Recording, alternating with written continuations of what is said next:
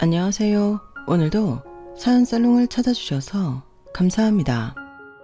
저는 올해로 29, 결혼을 준비하다 인생에서 정말 영화 같은 사건을 겪은 김다혜라고 합니다. 처음엔 너무 충격적이라 말을 꺼내는 것조차 쉽지 않았는데요. 지금은 그 일이 제 삶을 돌아보게 했고, 한편으론 사람에게 믿음이란 게 얼마나 중요한지를 깊이 새기게 해줬어요. 제 이야기를 들은 친구들이 그러더라고요. 야, 이건 진짜 영화 소재로 써도 되겠다. 네 결혼 파토 스토리는 차라리 드라마로 찍자. 그때마다 전 웃으며 말렸어요. 야, 뭐 자랑이라고 그런 걸 드라마로 찍어. 하지만 속으론 정말 그런지도 모르겠다는 생각이 들더군요. 그래서 영화나 드라마는 아니더라도 평소 엄마가 즐겨 듣던 채널의 용기 내 사연을 전해봐요. 흔히 믿음, 사랑, 소망 중 제일은 사랑이다 라는 말을 하잖아요. 근데 저희 집은 좀 달라요. 믿음, 사랑, 소망 중 제일은 셋 다 있을 때라는 게 저희 집 가훈이거든요. 온 가족이 10년 가까운 세월 동안 직접 겪으며 자연스레 자리 잡았기에 더 의미가 있는 것 같아요. 사실 제가 어릴 때만 해도 가훈 같은 건 없었거든요. 그런데 제가 초등학교 3학년 무렵 아빠가 공사장에서 추락하는 사고를 당하셨어요. 형편이 넉넉했던 건 아니지만 근면 성실하신 아빠 덕분에 평범한 가정이었는데 그마저도 위태로운 상황에 놓이게 된 거죠. 4층 높이에서 떨어져 척추 손상이 심해서 하반신 마비 판정을 받았고, 의사 선생님은 엄마에게 아주 조심스레 말하셨던 게 아직도 어렴풋이 기억나요. 재활을 한다고 해도 걸을 가능성은 희박합니다. 어떻게든 일상생활이 가능하게 만드는 걸 목표로 해야 할 겁니다. 그 말 한마디가 마치 우리 집 거실에 폭탄이 떨어진 것 같았어요. 당시 저는 너무 어려 그게 무슨 뜻인지 몰랐지만 엄마가 화장실에서 몰래 울던 모습을 보면서 그저 무섭고 슬펐던 기억만 남아있네요. 여자는 약하지만 세상 모든 엄마는 강하다는 말처럼 그날 이후 엄마 얼굴에 한 번도 눈물이 맺히는 걸 본 적 없었어요. 오히려 우린 기적을 만들 거야 라는 말을 습관처럼 되뇌이셨던 덕분에 막연하게 앞으로 우리 집은 잘 될 거라는 생각이 들었던 것 같아요. 그렇게 엄마는 아빠 곁에부터 간병인이자 응원단장이자 전투병처럼 삶과의 싸움을 시작하셨죠. 당신은 분명 다시 일어설 수 있어. 우리가 있잖아. 아빠를 향해 매일 말씀하시는 엄마의 목소리에는 단 1%의 의심도 없었어요. 그리고 우리 집은 정말 그때부터 치열하게 살아야 했네요. 엄마는 엄마대로 가정을 책임지시면서 아빠가 다시 일어설 거라는 희망의 끈을 놓지 않으셨거든요. 격일로 받는 물리치료 외에 수중 재활치료나 특수근력 강화 프로그램, 분기마다 맞춤형 보조기구를 맞추기도 했고, 저녁이면 집에서 휴식을 취해도 자극을 계속 주어야 한다는 의사 말에 치료기를 렌탈하기도 했으니까요. 넉넉하지 않았던 형편에 보험금 역시 넉넉하게 받은 게 아니었어요. 그러다 보니 엄마는 낮엔 아빠 병간호를 하고 밤엔 편의점에서 일을 하시며 엄마가 하실 수 있는 모든 걸 쏟으셨던 것 같아요. 하지만 한 번도 힘들다고 티내거나 자신의 수고를 알아봐달라는 말 한마디 하지 않는 엄마를 보니 누구나 한 번쯤 해봤을 법한 반찬 투정 한번 못하게 되더라고요. 괜히 엄마에게 미안했거든요. 엄마가 힘들게 아빠 재활에 모든 걸 쏟는다는 사실을 아빠는 한참 뒤에 알게 됐어요. 당신이 알면 자기 자신을 더 미워할까봐, 다시 걷기보다 먼저 주저앉을까봐, 그래서 말 안 했어. 엄마는 힘든 자신이 아니라 절망 속에 빠져있을 아빠를 걱정하며 챙기셨죠. 아빠는 그런 엄마의 마음보다 자신의 처지에 슬퍼하셨던 기억이에요. 하지만 그때마다 엄마는 단호했어요. 당신 몫까지 내가 할게. 지금은 오직 재활에만 집중해. 그러다 보니 그 시절 저는 학원이 뭔지도 모르고 살았어요. 방과 후에는 곧장 집에 가서 아빠 곁을 지켰고, 엄마가 피곤해 보이면 조용히 방으로 들어가 불도 켜지 않고 책만 들여다봤죠. 사춘기 저에겐 없었어요. 그저 엄마를 실망시키지 말아야지 라는 생각만 했어요. 어느 날 밤 엄마가 아빠가 주무시고 난 후 혼자 앉아 계산기를 두드리는 모습을 봤어요. 어떻게 이렇게 계속 돈을 쓰면 우리가 먹고 살 수가 없을 것 같은데. 한숨 섞인 목소리로 중얼거리시는 엄마에게 다가가 안아드렸어요. 엄마, 나 공부 열심히 할게. 장학금 받아서 대학도 갈 수 있게 할게. 그러니까 괜찮아. 아마 그때도 제가 할 수 있는 최선의 위로였을 거예요. 그땐 철이 없어서 엄마가 대단하다는 생각만 들었어요. 이제 와서 돌이켜보면 정말이지 그때 우리 셋 너무도 눈물겹도록 멋졌던 것 같아요. 그렇게 아빠의 재활은 무려 7년간 이어졌고 밑빠진 독에 물 붓는 느낌이던 시간이 어느 날부터 물이 고이기 시작하더군요. 처음에는 발가락이 조금씩 움직이는 거였어요. 의사 선생님도 놀라셨죠. 이건 정말 드문 경우입니다. 계속 노력하세요. 그 작은 희망의 불씨를 보고 우리 모두 각자의 자리에서 더 열심히 노력했어요. 그로부터 1년 후 아빠는 처음으로 목발을 짚고 서게 되셨어요. 병원 복도에서 몇 걸음 걸었을 때 우리 가족은 모두 울었어요. 8년의 지난 한 시간 끝에 얻은 기적이었으니까요. 그리고 드디어 아빠가 걸었어요. 목발을 하나씩 던지더니 느리지만 천천히 혼자 한 발 한 발을 내딛기 시작하셨죠. 정말 영화 같았던 그 장면은 지금도 생생하게 기억나요. 묵묵히 걸어왔던 힘든 시간을 가족 모두 보상받은 느낌이었으니까요. 의사 선생님도 말했어요. 이건 의학적으로 설명이 안 됩니다. 솔직히 기적입니다. 그렇게 아빠는 다시 걷게 됐고 지금도 아주 살짝 자세히 보면 한쪽 다리를 절어요. 하지만 일상생활을 하시는 데는 전혀 지장이 없고 우리 가족은 그 모습을 문득문득 의식할 때마다 우리 가족이 함께 만든 기적의 흔적이라 애틋해요. 이제 내가 다시 가족을 위해 일할 수 있겠어. 아빠의 눈에는 다시 열정이 불타올랐어요. 아빠는 회복 후 작은 재활 보조기구 사업을 시작하셨어요. 물리치료 보조도구, 재활운동 기구 등 직접 개발해 판매하는 사업이었어요. 본인이 직접 겪었던 불편함을 개선하고 필요한 사람에게 진짜 도움이 되는 제품을 만들겠다는 마음으로요. 내가 만든 제품의 첫 번째 소비자는 나 자신이야. 그 말처럼 아빠는 걷는 사람의 눈이 아닌 걷지 못하는 사람의 몸으로 설계했어요. 자신이 쓰면서 개선한 보행 보조기, 일상생활 보조 장치들이 실용성으로 인정받았어요. 사용자가 정말 필요로 하는 기능이라는 평가를 받으며 입소문이 퍼졌죠. 처음엔 작은 규모로 시작했지만 실제 사용자 피드백을 빠르게 반영한 제품력으로 성장했어요. 영업이 수월했던 건 아빠가 직접 겪으며 기존 제품의 단점을 보완했기 때문이었죠. 장애인 재활센터, 요양병원 등에 납품하면서 경제적으로도 점점 안정됐어요. 그 사업은 천천히 하지만 꾸준히 성장했고 경제적으로 안정이 되면서 아빠는 어느 날 수익의 30%를 재활병원과 장애인 시설에 기부하고 싶다고 말씀하셨어요. 내가 다시 일어설 수 있었던 건 힘들어도 나를 믿고 경제적 지원을 해준 가족들 덕분이야. 내가 다시 일어설 수 있다는 믿음을 보여준 사랑 덕분에 나 역시 다시 일어설 수 있다는 소망을 버리지 않을 수 있었어. 그런데 병원에 보면 지원을 받지 못해 나보다 더 경미한 증상인데도 평생 장애를 가지고 사는 사람들이 있더라고. 나는 그 사람들에게 희망이 되어주고 싶어. 사실 그 이야기를 처음 들었을 때 철없는 마음에 저는 속으로 반대했어요. 엄마를 편하게 해주는 게 먼저 아니냐고 생각했거든요. 그렇게 힘들게 버텨온 시간인데 이제 좀 편히 살면 안 될까 싶었던 거예요.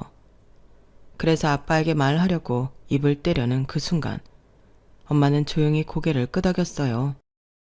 사람한테 투자하는 게 제일 멋진 일이야. 다혜가 살아갈 세상이 그렇게 바뀌면 나중에 손자, 손녀가 살아갈 세상이 더 아름다워지지 않을까? 당신 정말 멋져. 사람에 대한 투자가 결국 나라를 살리는 일이잖아. 그때 저는 머리를 한 대 맞은 것 같았어요. 제가 평생을 살아도 부모님의 발등도 못 따라가겠구나 싶은 마음에 깊은 마음에서 존경심이 차올랐죠. 그렇게 우리 가족은 믿음, 사랑, 그리고 의지의 가치를 온몸으로 체험했고 그것이 우리 집 가훈이 되었어요. 가족이 서로를 믿고 사랑하며 포기하지 않는 의지를 가질 때 정말 기적이 일어날 수 있다는 것을 온몸으로 깨달았으니까요.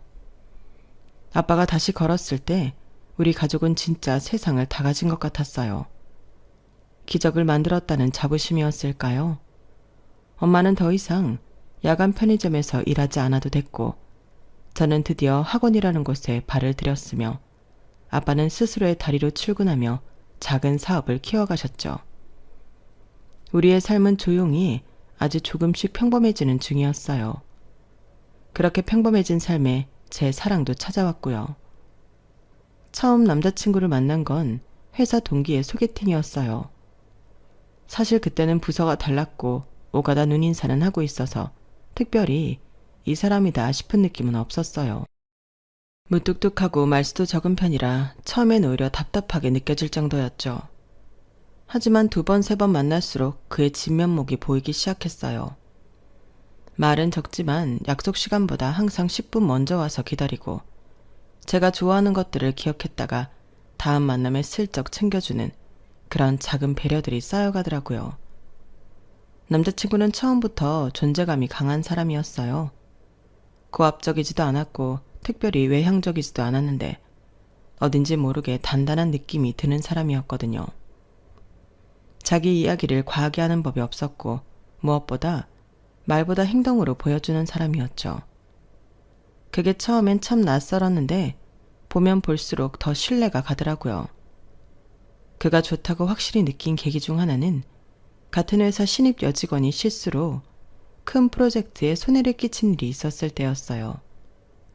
협력 프로젝트로 남자친구 부서와 조인해 업무를 진행했었죠. 신입 여직원에게 큰일을 맡길 수 없어 문서 정리 같은 간단한 일들만 시켰는데도 실수를 해 프로젝트를 처음부터 다시 해야 할 판이었거든요. 다들 뒤에서 수군거리고 누가 책임지냐는 말이 오갈 때 그는 조용히 후배 옆자리에 가앉아 이렇게 말했다 하더라고요. 실수는 누구나 해요. 다만 다시 안 하려고 노력하는 게 중요하죠. 지금부터 잘하면 돼요. 그 말이 끝나기도 전에 후배는 눈물을 쏟았어요. 아무렇지 않은 척 했지만 결국 회사를 그만둘 각오까지 했던 후배는 자신의 진심을 알아봐주고 책망하지 않는 그 말 한마디에 무너졌던 거죠. 사실 우리 회사는 실수에 대한 질책이 심한 편이었어요. 누구라도 그 상황에선 불안하고 두려울 수밖에 없었죠. 하지만 그는 그 신입사원이 얼마나 열심히 준비했는지 실수 이전에 얼마나 꼼꼼하게 일했는지를 이미 알고 있었고 그래서 그런 위로의 말을 건넬 수 있었던 거예요. 그 장면이 이상하리만치 오래도록 제 기억에 남더라고요. 다행히 추한을 버리고 차선책으로 진행해 시간을 절약할 수 있었고 누구의 책임도 묻지 않고 넘어갈 수 있었네요. 또 한 번은 외할머니 장례식장에서였어요. 조문객이 북적이던 그날 저는 정신이 없었고 친척 어른들도 화장터를 잡지 못해 발인이 미뤄져 5일장을 해야 할지 모른다는 현실에 어떻게든 일을 해결하려 어수선했죠. 더군다나 첫날 저녁이라 아직 도우미도 부르지 않았는데 그가 혼자 조용히 상가의 빈 컵을 정리하고 음식 배달이 늦었다는 전화에 미리 전화를 걸어 재확인하고 있더라고요.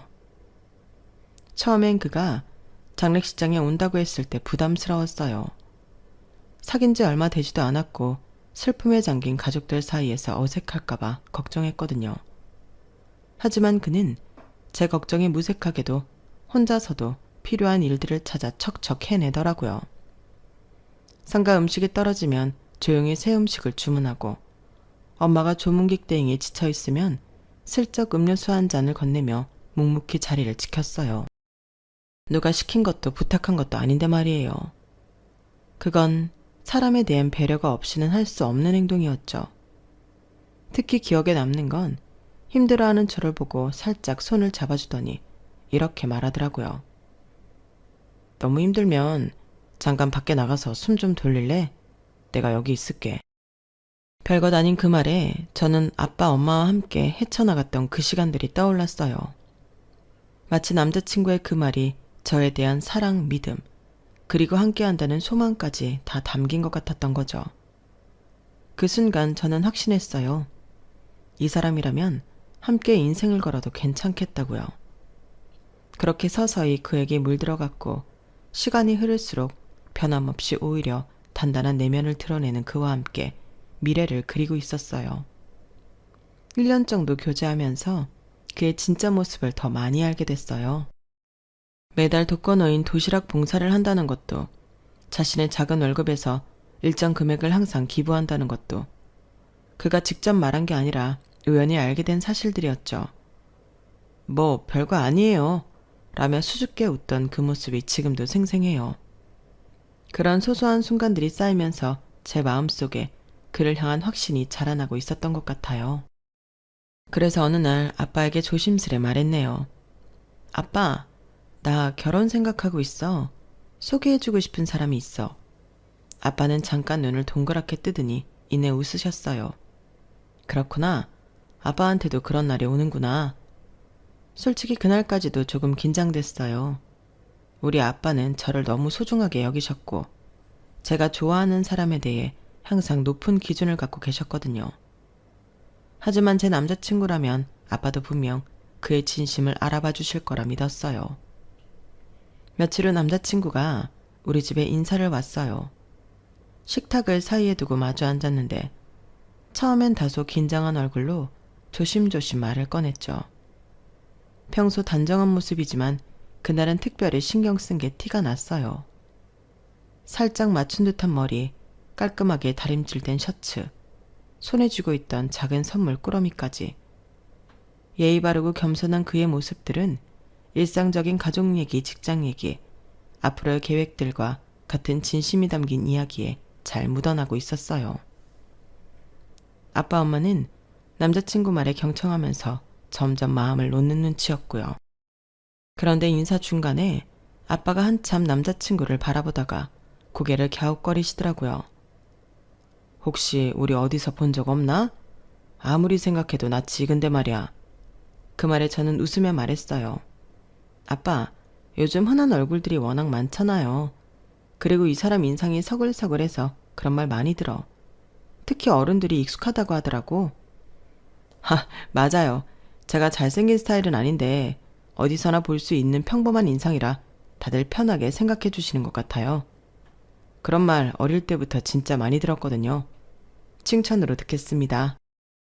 아빠는 여전히 시선을 거두지 않으시면서도 말했죠. 아닌데, 그냥 지나치거나 어디서 봤던 느낌이 아니라 익숙해. 꼭 오래전부터 알고 지냈던 사람처럼 말이야. 당신은 기억 안 나? 당신은 훈남이 아니라 흔남이라 그런 소리 많이 듣는다는 사람 앞에서 계속 그러기에요. 봤으면 기억나겠죠. 아니면 데자뷰 같은 거 아니에요? 우리 딸 사윗감으로 꿈에서 계속 만났다든가. 아, 그런 건가? 엄마의 농담에 우리 모두 웃었지만 저는 아빠가 계속 남자친구를 유심히 살피는 모습을 놓치지 않았어요. 마치 기억 속에서 무언가를 끄집어내려고 애쓰는 듯한 표정이었죠. 하지만 아빠는 더 이상 언급하지 않으셨고 덕분에 분위기는 다시 부드러워졌어요. 그래, 부모님은 어떤 일을 하시는가? 두 분이 같이 도매업을 하세요. 작은 창고를 운영하시고 납품하시는 일을 하시는 거죠. 많이 힘드셨겠네. 거래처 유지하는 게 쉬운 일은 아닌데. 네, 맞아요. 한때 휘청일 정도로 집이 힘들었는데 다행히 성실하신 부모님 덕분에 지금은 안정적인 생활을 하고 계십니다.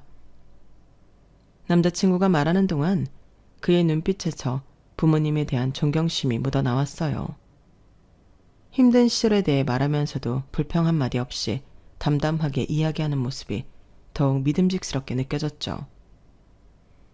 그래, 형제는 있고 우리는 다야 하나라 형제가 많은 집이었으면 했거든. 아, 예. 그런데 저도 외동이에요. 처음부터 외동이었던 건 아니고요. 형이 있었는데 제가 어릴 때 사고로 먼저 떠났어요. 아유, 저런. 부모님도 부모님이지만 자네도 상심이 컸겠네. 아이, 그렇죠 뭐. 저야 형제지만 부모님은 자식이니 제가 감히 어떻게 비교할 수 있겠어요. 덕분에 사춘기 없이 학업에 매진하게 되었죠. 남자친구가 형에 대해 이야기를 할 때 잠깐 그의 눈빛이 흔들리는 걸 봤어요. 오래된 상처임에도 여전히 아픔이 남아있다는 걸 느낄 수 있었죠. 하지만 그는 금세 담담한 표정으로 돌아와 대화를 이어갔어요. 이런 모습들이 제게는 더 큰 신뢰감으로 다가오는 것 같더군요. 상처와 아픔조차 솔직하게 드러낼 수 있는 그런 사람이니까요. 아빠는 고개를 끄덕이며 조용히 말했어요. 그래, 많은 걸 겪은 사람이구나. 그런 사람은 대체로 깊어. 그 마음이 중요한 거지. 그렇게 저녁은 따뜻한 분위기 속에서 마무리됐어요. 남자친구가 돌아간 뒤 저는 아빠에게 물었죠. 어때 아빠? 저 사람 맘에 들어? 너랑 닮았더라. 겉으로 눕고 있지만 눈빛에 사연이 있는 사람. 그러면서도 뚝심이 있네. 네가 왜 좋아하는지 알겠다. 그치? 저 사람하고면 뭐든 함께 해볼 수 있을 것 같아. 아빠의 허락을 받은 뒤로 결혼 준비는 빠르게 진행됐어요. 저도 남자친구 부모님께 인사를 갖고 그분들도 저를 따뜻하게 맞아주셨죠. 아버님은 남자친구 성품을 닮아 조용하신 성격이었는데 어머님은 여장부 스타일로 거침없는 분이셨어요. 그래서 남자친구가 자신이 생각한 걸 추진하는구나 싶을 정도로 남자친구가 부모님의 성격을 고르게 닮았다는 걸 느낄 수 있었죠. 특히 남자친구 아버지는 말씀은 적으셨지만 눈빛만으로도 따뜻함이 전해지는 분이셨어요. 상견례 날짜도 잡고 결혼식장도 알아보면서 정말 꿈만 같았어요. 함께 신혼집도 구경하고 가구도 고르면서 두근거리는 마음을 감출 수 없었죠. 하지만 인생이 항상 계획대로 흘러가지는 않나 봐요. 상견례를 일주일 앞둔 어느 날 아빠가 갑자기 집 근처에서 쓰러지셨거든요. 그날도 여느 날처럼 아빠는 바쁘게 움직이고 계셨어요. 혼자 병원 납품과 물품을 들고 계단을 오르시다가 중심을 잃고 그대로 주저앉으셨다고 했죠. 다행히 사람들이 많이 오가는 병원이라 발견도 빨랐고 병원까지 무사히 도착할 수 있었어요. 하지만 후유증인지 의식을 차리신 이후 갑자기 다리를 움직이지 못하셨고 며칠 후 더 심하게 절기 시작하셨거든요. 처음엔 단순 피로나 일시적인 현상이라고 생각했어요. 아빠도 괜찮다며 조금 쉬면 나아질 거라고 하셨지만 상태는 점점 악화됐죠. 결국 정밀검사를 받게 되었고 의사는 조심스레 말했어요. 과거에 손상됐던 신경이 다시 자극을 받으면서 기존에 있던 후유증이 되살아난 걸 수도 있습니다. 정밀검사를 해봐야 알겠지만 영구적인 마비 가능성도 아예 배제하긴 어렵습니다. 그 말을 듣는 순간 저는 다리에 힘이 풀려 의자에 주저앉았어요. 어렵게 재활에 성공했던 아빠가 다시 휠체어 신세를 져야 한다는 건 너무 가혹했어요.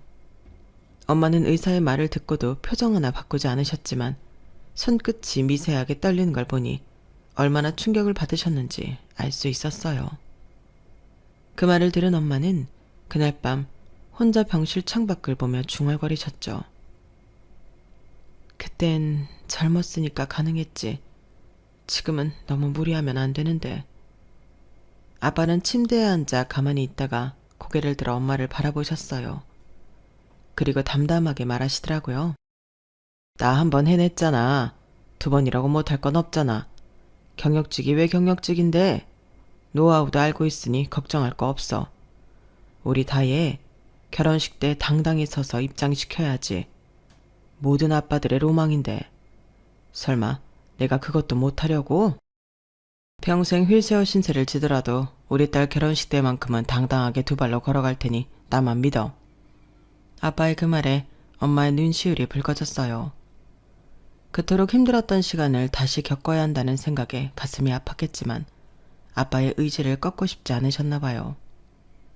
엄마는 잠시 눈을 감더니 고개를 끄덕이셨어요. 알겠어. 당신 뜻이 그렇다면 이번에도 같이 가보자. 그래도 욕심 부리지 말고 천천히 해. 당신 나이도 있고 당신은 충분히 해낼 거야.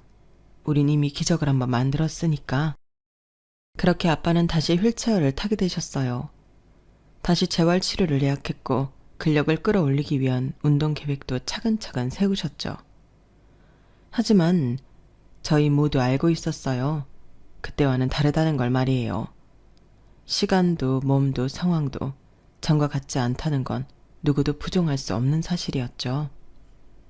당연히 상견례는 미루려고 했어요. 남자친구에게 상황을 설명하고 양해를 구하려고 했죠. 하지만 아빠는 그런 저를 말렸어요. 의외로 아빠는 확고하시더라고요. 나 때문에 상견례를 미룰 게 뭐 있어. 결혼은 너와 성준이 둘이 하는 건데. 만나서 결혼 날짜도 잡고 해야 아빠도 목표를 갖고 더 열심히 할 수 있지. 만약에 혹시라도 아빠가 못 서게 된다면 그걸로 네 결혼식을 천년만년 미룰 수 없잖아. 할 수 있는 데까지 해보자고. 상견례 당일이 다가왔어요. 일주일간 내내 마음이 한없이 무거웠지만 아빠의 확고한 의지에 결국 계획대로 상견례를 진행하기로 했죠. 솔직히 아빠가 휠체어를 타고 상견례에 가는 모습이 뭐가 어때서 이런 생각도 했어요. 물론 건강하시다면 더할 나위 없이 좋았겠지만 그래도 제 사랑스러운 아빠시니까요. 하지만 그런 마음과 다르게 왠지 모르는 떨림이 있었던 것도 사실이네요. 아침부터 집안은 분주했어요. 엄마는 아빠의 정장을 꺼내 매무새를 정돈하느라 시간 가는 줄 몰랐고 저는 머리를 하고 화장을 고치느라 분주했죠. 어느새 시간은 흘러 출발해야 할 때가 되었고 엄마는 차에 아빠 휠체어를 실으며 마지막으로 확인했어요. 여보, 괜찮아요? 너무 무리하지 말아요. 당연히 괜찮지. 우리 딸 상견례인데. 오늘만큼 좋은 날이 어딨다고. 아빠의 말씀엔 확신이 있었지만 긴장된 표정은 숨기기 어려우신 것 같았어요. 약속 장소는 시내에 있는 고급 한식당이었는데요. 남자친구가 미리 예약해둔 곳으로 아빠를 위해 계단이 없는 1층 자리를 미리 확보해 놓았다고 했어요. 주차장에 차를 막 세우고 핸드폰을 확인했는데 남자친구가 이미 도착했다는 메시지가 와 있더군요. 우린 이미 도착했어. 주차장 입구 쪽에서 기다리고 있을게. 저희가 약속 시간보다 10분 정도 빨리 도착했는데도 남자친구네 가족은 더 일찍 와 있었던 거예요. 아무래도 첫 만남이라 늦지 않으려고 일찍 출발한 저희처럼 남자친구네 가족 역시 그런 것 같았어요. 엄마는 서둘러 아빠의 휠체어를 꺼내고 저는 거울로 마지막 모습을 확인했죠. 주차장에서 식당으로 향하는 길 멀리서 남자친구가 보였어요. 그는 식당 입구 앞에서 초조한 듯 발끝으로 바닥을 툭툭 치고 있었죠. 그런데 저희를 발견하자마자 얼굴에 미소가 번졌고 곧바로 빠른 걸음으로 다가와 인사를 건네더라고요. 다혜야, 왔어? 아버님, 어머님, 안녕하세요. 남자친구는 정중하게 인사를 하고 곧바로 아빠의 휠체어를 확인했어요. 아버님, 제가 도와드릴게요. 아무렇지 않게 휠체어 뒤로 가서 밀어드리려는 순간 저는 엄마와 눈을 마주쳤어요. 저도 엄마도 같은 생각이었던 거죠. 이 아이는 정말 다른 사람을 배려할 줄 아는구나 하고 말이에요. 그 마음이 느껴져 괜히 코끝이 찡해졌죠. 식당 문 앞에 도착하자 남자친구는 문을 활짝 열고 아빠가 들어갈 수 있도록 잡아주었어요. 엄마가 휠체어를 밀고 저는 뒤를 따라갔죠. 그리고 우리는 테이블이 있는 쪽으로 향하다가 이미 자리 잡으신 남자친구 부모님과 눈이 마주쳤어요. 반가움에 인사드리자 남자친구가 먼저 저희 부모님을 소개시켜 주더라고요. 아버지, 어머니, 이쪽이 제가 말씀드렸던 다혜씨 가족이세요. 다혜씨 아버님과 어머님이십니다. 남자친구의 아버지는 자리에서 일어나 깊게 허리를 숙였고 어머니도 따라 일어나 인사를 했어요.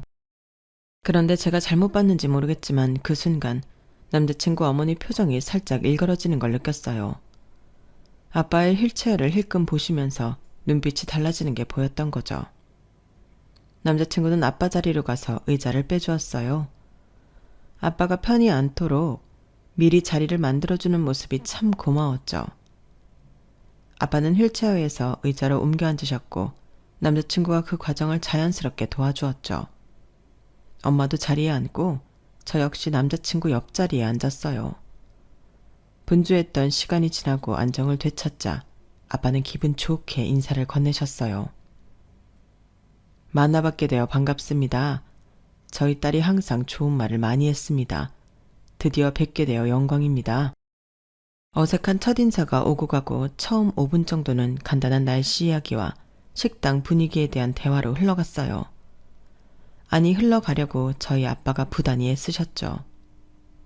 여러 가지 말씀을 하셨는데 이상하게 일방적으로 허공에 메아리 치는 기분이더군요.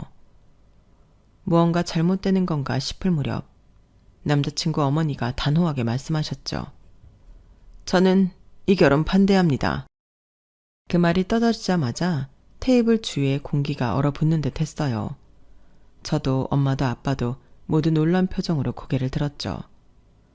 처음에는 제가 잘못 들었나 싶었어요.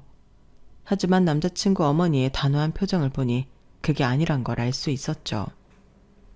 엄마, 갑자기 무슨 소리예요? 남자친구가 당황한 목소리로 물었어요. 그의 얼굴이 순식간에 하얗게 변했죠. 상견례장 안에 있던 그 누구도 예상하지 못한 일이 벌어진 거예요.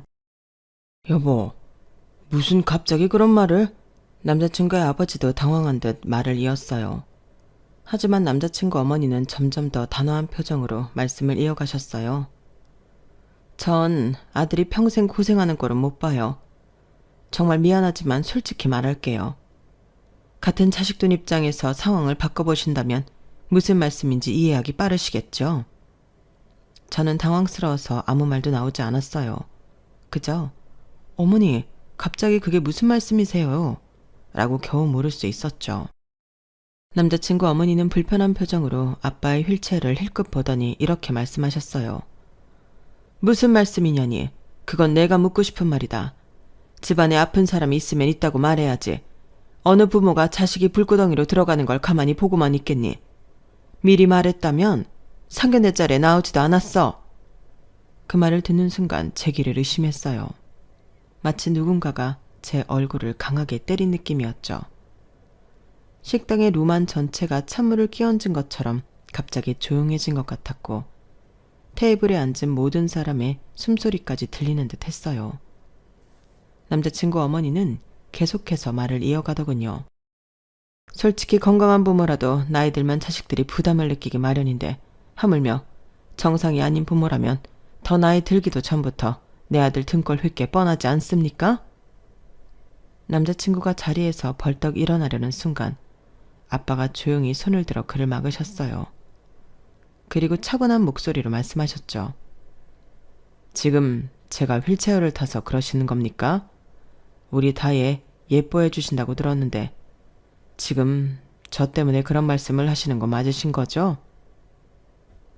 아빠의 목소리는 담담했지만 그 눈빛에는 깊은 상처가 스쳐가는 게 보였어요. 엄마는 아빠의 손을 꼭 잡으며 입술을 깨물고 계셨죠.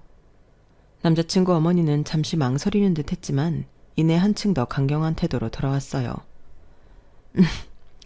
꼭 그렇게 말씀하셔야 속 시원하시다면 저도 더 이상 애둘러 얘기하지 않겠습니다. 다혜가 예뻤던 건 건강한 부모 밑에서 건강하게 자랐다는 전제 하에서죠. 이렇게 두 발로 걷지 못하는 부모가 있을 줄 누가 알았습니까?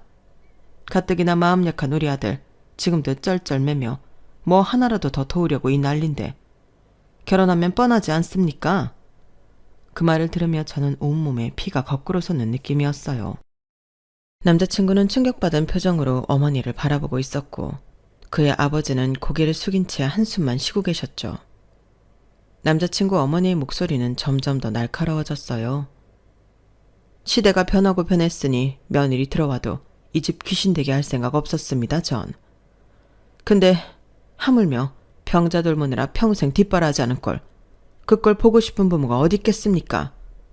한 집에 아픈 사람 있으면 돈은 돈대로 까지고 사람 마음은 마음대로 병드는 것인데 어떻게 그런 생각은 하나도 안 하시고 이 자리에 뭐 좋다고 나오셨는지. 남의 자식 데려다 종로로 시킬 생각하니 참 좋으셨나 봅니다. 엄마, 그만하세요. 어른들 이야기하는데 끼어드는 거 아니다. 상견례 자리가 원래 혼사 이야기가 오가는 법. 생각 있는 부모라면 다 내 마음 같은 거다. 너도 지금은 사랑에 눈멀어 그게 아니다, 상관없다 그러겠지. 그런데 그건 경험해보지 않으면 모르는 거다. 김평에 효자 없다고 사지 말짱에도 그런 말 나올 판에. 그 순간 내 귀에 피가 쏠리는 느낌이었어요. 테이블 위에 놓인 물잔이 흔들리는 게 보일 정도로 내 심장이 거칠게 뛰었죠.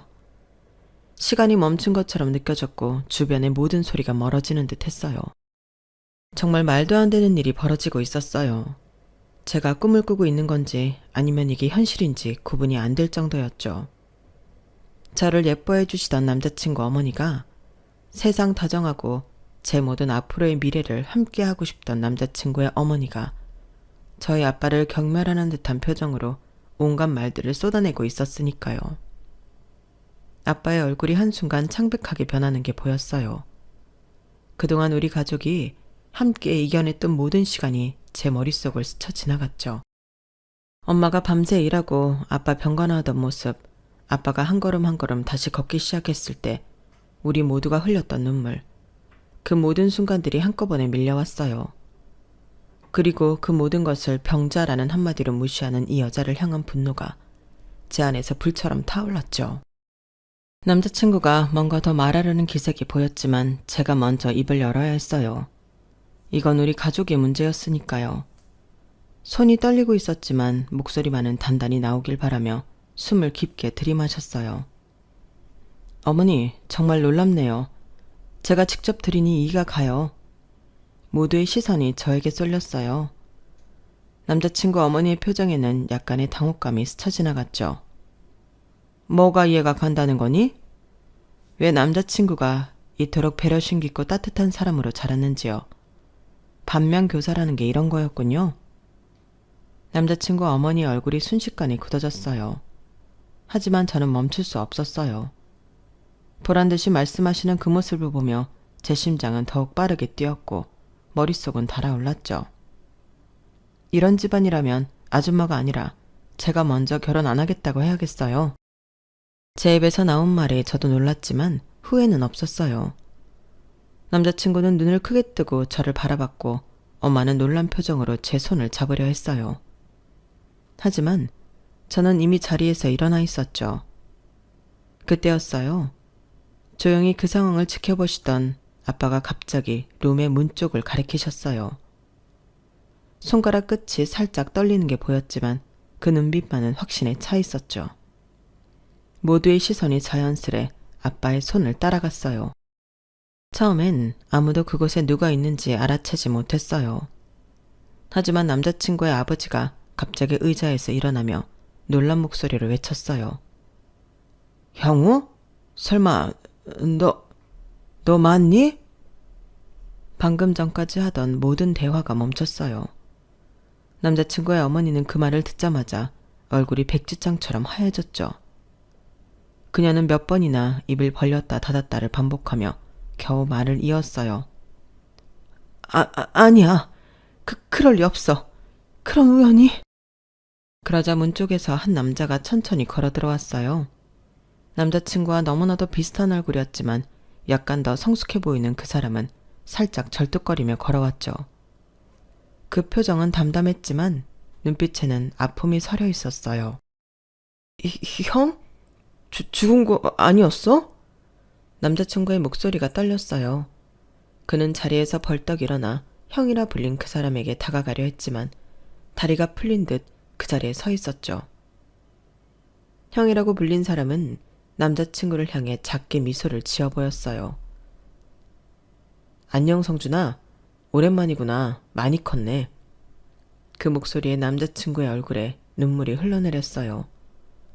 그는 무언가 말하려 했지만 목이 메어 아무 말도 나오지 않았죠. 대신 형에게 다가가 꽉 안았어요. 형도 동생을 품에 안으며 등을 두드렸죠.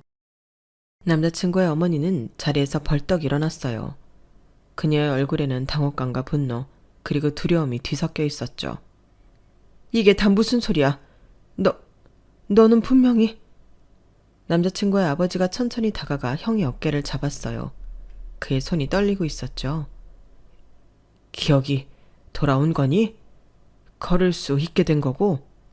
형은 고개를 끄덕였어요. 그리고 조용히 말했죠. 네, 아버지. 모든 기억이 돌아왔어요. 그의 말에 남자친구의 어머니가 자리에서 비틀거리며 물러섰어요. 그녀의 얼굴은 공포로 가득 차 있었죠. 넌 분명히 죽었어. 우리가 화장까지 했잖아. 이럴 수가. 형은 천천히 고개를 젓더니 차분한 목소리로 말했어요. 어머니가 바라셨겠지만 전 죽지 않았어요. 남자친구의 어머니가 갑자기 소리쳤어요. 거짓말 마. 내가 그럴 리가 없어. 당신이 뭘 안다고 이렇게 찢어놓으려고 해? 어디서 이상한 소리 듣고 약점이라도 잡은 것처럼. 그래놓고 이 결혼 될 거라고 생각하시나 본데 웃기지 말아요. 이건 엄연히 우리 가족 일이라고. 당신하고는 차원이 다르다고. 그때 아빠가 조용히 말씀하셨어요. 왜요? 집안 거덜나게 만들어서 버렸더니 멀쩡하게 살아 돌아와서 놀라우세요? 그 말에 남자친구의 어머니는 아빠를 노려봤어요. 당신이 뭘 안다고? 보라고. 봐. 눈이 있으면 봐서 알 거 아니야. 우리 아들은 정상이야, 정상. 정상! 다리도 멀쩡하고 머리도 멀쩡하다고. 형은 그런 어머니를 담담하게 바라보더니 말했어요. 여전히 변하신 게 없으시네요, 어머니. 그 말에 방 안의 공기가 더욱 팽팽해졌어요. 형은 계속해서 차분하게 말을 이어갔죠. 사고 이후 모든 게 기억나지 않았어요. 병원에서 눈을 떴을 때 저는 제가 누구인지조차 몰랐습니다. 다만 매일 제 옆에서 울던 어머니의 모습만 희미하게 떠올랐죠. 제가 버려진 후에도 그 기억 하나만으로 살았어요. 남자친구가 충격받은 표정으로 물었어요. 버려졌다니 무슨 말이야, 형? 형은 잠시 눈을 감았다가 다시 뜨고 말했어요. 그날 엄마가 운전하는 차를 타고 외할머니네 갔다 밤늦게 집에 가는 길이었어. 갑자기 길고양이가 나와 엄마랑 나랑 놀랬지. 그리고 눈을 떠보니 병원이었어. 남자친구의 아버지가 중얼거렸어요. 그래, 그랬어. 그날 밤 사고가 크게 났어. 시어머니는 자신 탓이 아니라는 듯 남자친구 형을 향해 말하기 시작했죠. 형우야, 그건 사고였어. 알잖아. 엄마도 놀라서 갑자기 핸들을 꺾었는데 하필이면 뒤에서 오는 차량이 네가 앉은 자리를 그대로 들이받는 바람에 네가 크게 다친 거야. 그건 정말 사고였어. 알아요. 사고였죠. 다행히 어머니가 핸들을 꺾으셨고 에어백이 터져서 가벼운 타박상만 있으셨던 것도 다 기억나요. 붕대로 칭칭 감아 눈만 겨우 뜬 저를 보고 계속 울던 그 모습. 지금도 눈에 선하니까요. 남자친구 어머니가 갑자기 울음을 터뜨렸어요. 그때는 어쩔 수 없었어. 의사가 확률이 정말 희박하다고 했고 돈도 없었어. 내가 최선을 다한 거야, 최선을. 남자친구 형은 쓴웃음을 지으며 말했어요. 최선이요? 최선을 다하신 건 여기 계신 이분이십니다. 그리고 남자친구 형은 갑자기 우리 아빠를 가리켰어요. 어머니가 저를 버린 후 저는 운 좋게 후원을 받아 꾸준히 재활할 수 있었어요. 김 사장님이 저를 후원해 주셨죠. 그분 덕분에 저는 재활을 꾸준히 해 정상은 아니지만 일상생활 하는데 지장 없게 되었어요. 그리고 기억을 찾고 절 버렸던 가족까지 만나게 되었네요. 처음에 내가 그랬지. 성준이 처음 보고 왠지 익숙하다고. 우리 꼭 어디서 만난 거 아니냐고. 그런데 알고 보니 보육원에서 계속 후원하던 형우랑 쏙 빼닮아서 그랬던 거구나.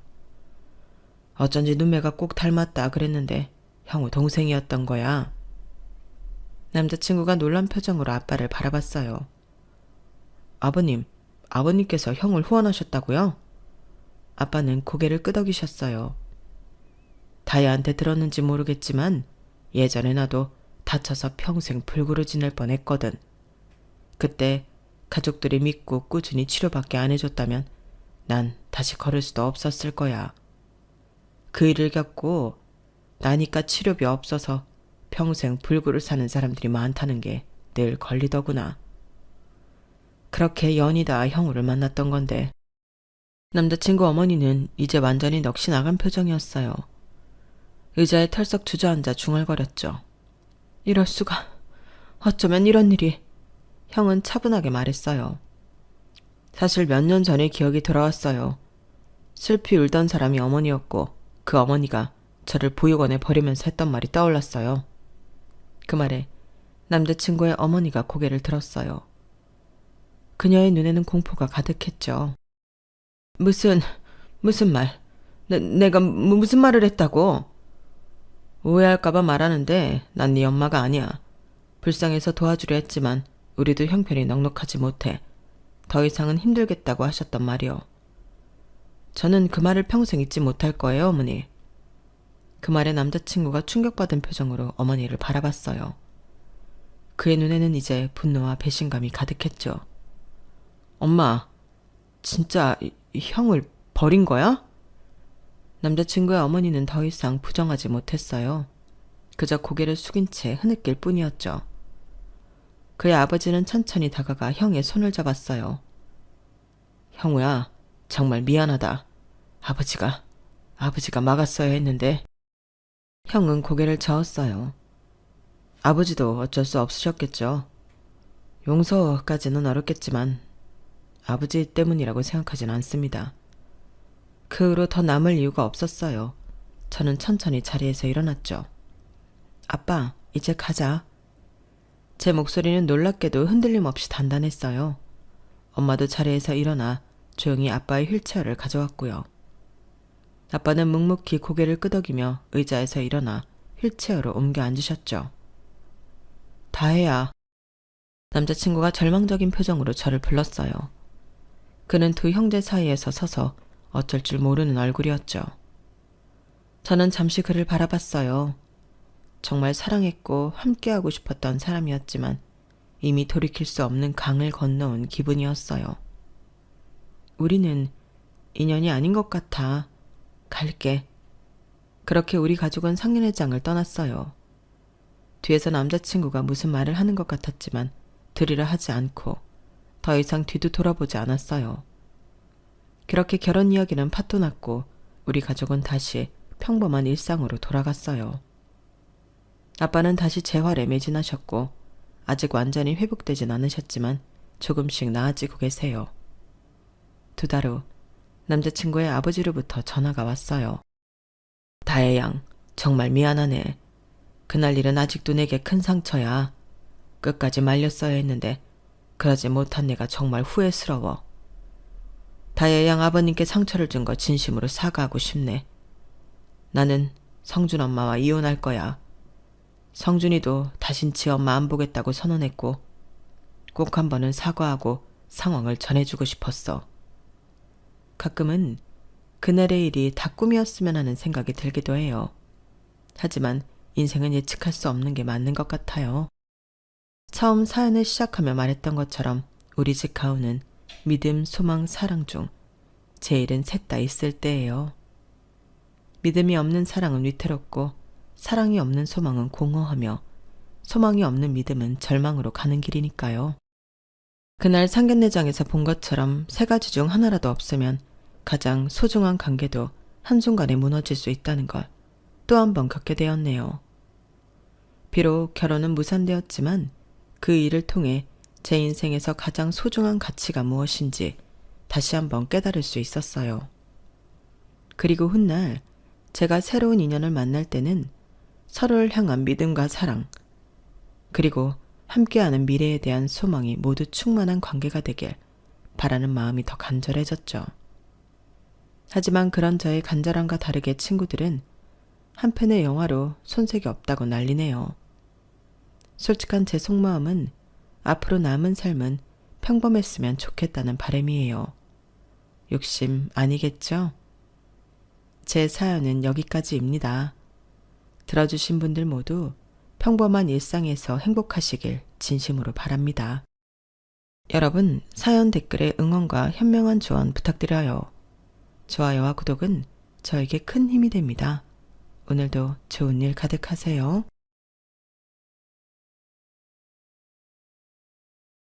안녕하세요. 오늘도 사연살롱을 찾아주셔서 감사합니다. 상견례를 앞두고 파혼을 한 여성이에요. 직업에 귀천이 없다는 말 다들 들어보셨죠? 그런데요, 살다 보면 이 말처럼 틀린 말도 없는 것 같더라고요. 제 경험상 무엇보다 귀천을 심하게 따졌던 게 바로 직업이었거든요.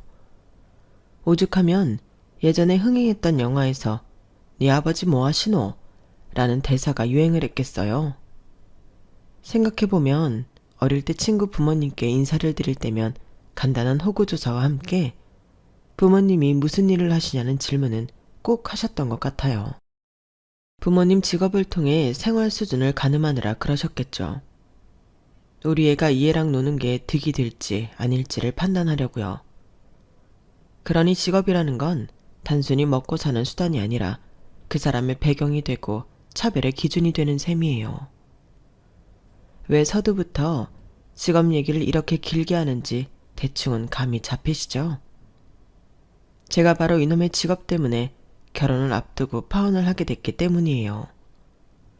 생각하면 할수록 어이가 없고 화가 나서 이렇게 사연을 보내게 되었습니다.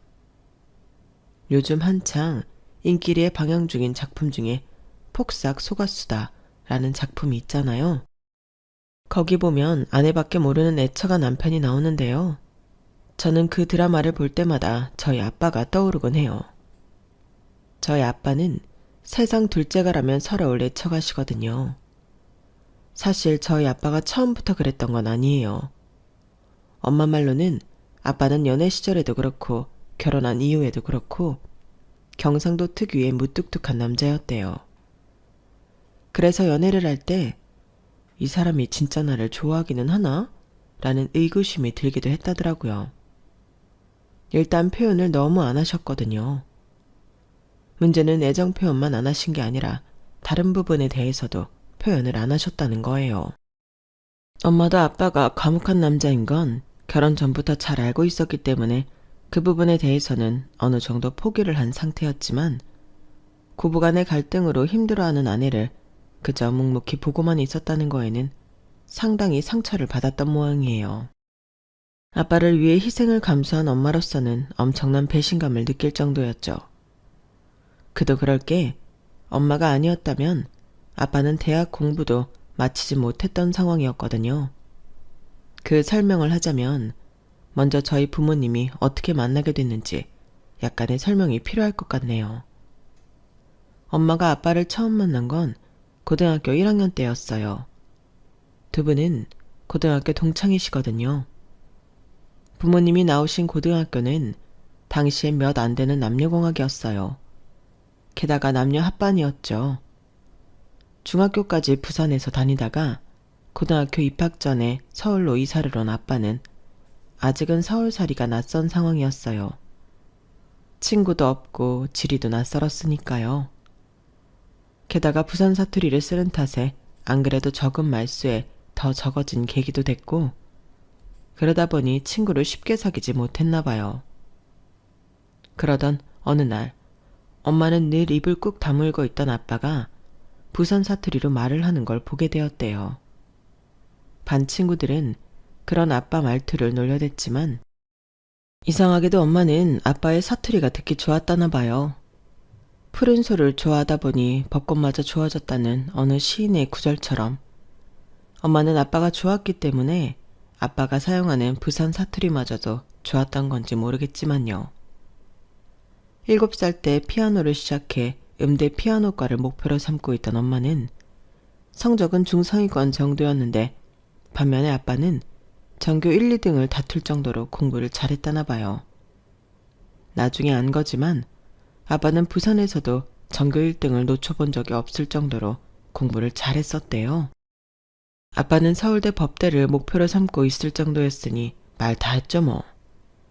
당시 부모님이 다니던 고등학교는 잘 사는 동네와 못 사는 동네를 포함한 지역에 위치해 있어서 학생들의 빈부차가 심했었대요.